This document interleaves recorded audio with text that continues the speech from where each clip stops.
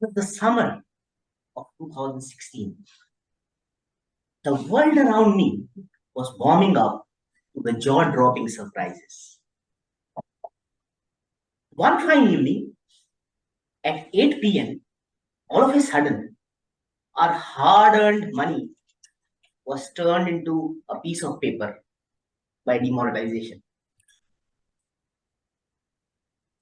Picture this in your mind that we are in the middle of Rio Olympics and semi-final of 100-meter race is going on. And in the midst of it, a gentleman has the audacity to pose for the cameras. Crazy, isn't it? Oh my goodness. If there was an Oscar for the craziest year of the decade, I'm sure it'll go to 2016. It was indeed the craziest year. That year, a movie called Captain America was released. Any Avengers fan over here? We have a number of them. We know what they're supposed to do, isn't it? They're supposed to save the world, isn't it? And in the movie called Captain America Civil War, what they were doing? They were infighting and fighting amongst each other. Imagine such craziness. Imagine if the people who are supposed to protect us are fighting amongst themselves. God only save us. That same year, the highest grossing movie was Captain America. However, the hearts and the Oscar was won by a movie called Moonlight. Anybody who's seen this movie? Very few. That gives me a unique opportunity. In this movie, they've shown a life of a black boy. And they've shown it in 3 stages. As a youngster, as someone who's a teenager, and then as someone who's an adult.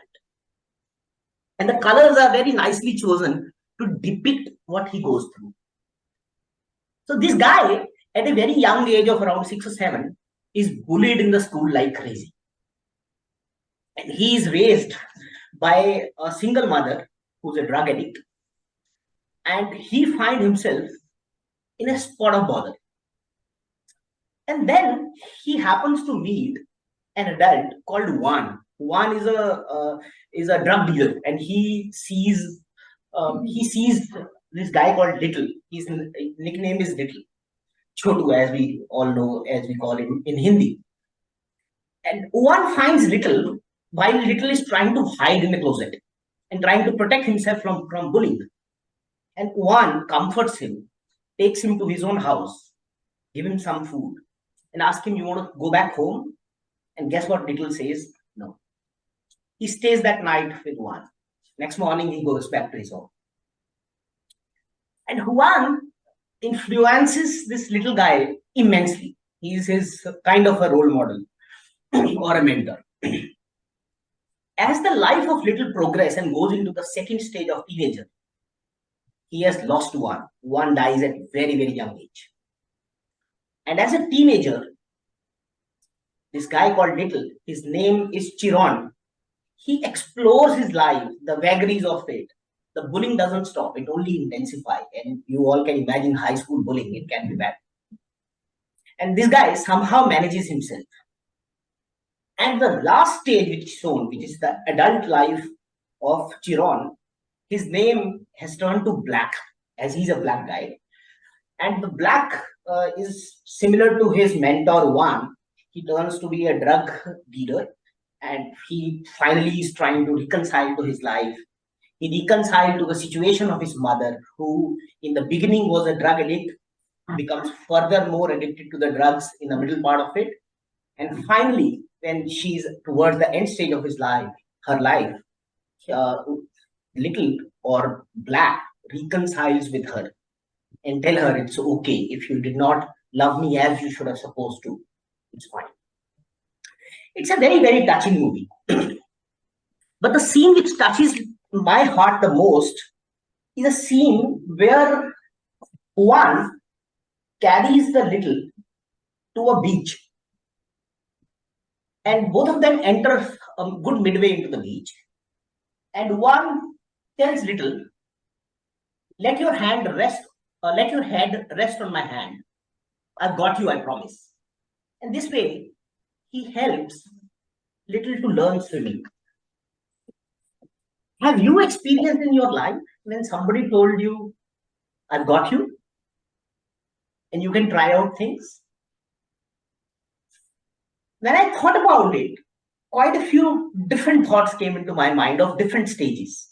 But I thought of sharing with you perhaps what will relate with you the most, the Toastmasters part of my life. When I joined and I was like a member, like many of you were starting new. In my first year, I thought speeches, table topics, this is the growth. That's it. I never thought about leadership. I never thought about EC. I never thought about anything else. And then suddenly my mentor come and tell me, Ashish, why don't you to apply for a president role? President role? And to be a president, people have to vote for you. And I told him, I'll get only my own vote. I can guarantee. I don't know. I've not tried. I've not pitched myself as a president. But he told me, Ashish, I've got you. You have those skills, and I recommend you to become a president or to at least nominate as a president. And I followed his advice, and I became a president. I did that role for 6 months. Fortunately, during our time, our club got the Golden Gavel Award. Then, after completing it, the area director come and tell me, Ashish, why don't you become area director? Area director. I had never even went out of my club to influence anybody or talk to anybody. And same thought struck my head. I'll only get one vote. That's my own. But then finally, the district director come and told me, I've got you, buddy. Come and join us. You'll do great. And I happened to join them and did the term of area director. Finally, we could finish that 1 year term as a President Distinguished Area Director, which is the highest award. When I look back at these experiences and I related to the movie Moonlight, I thought I had three big learnings.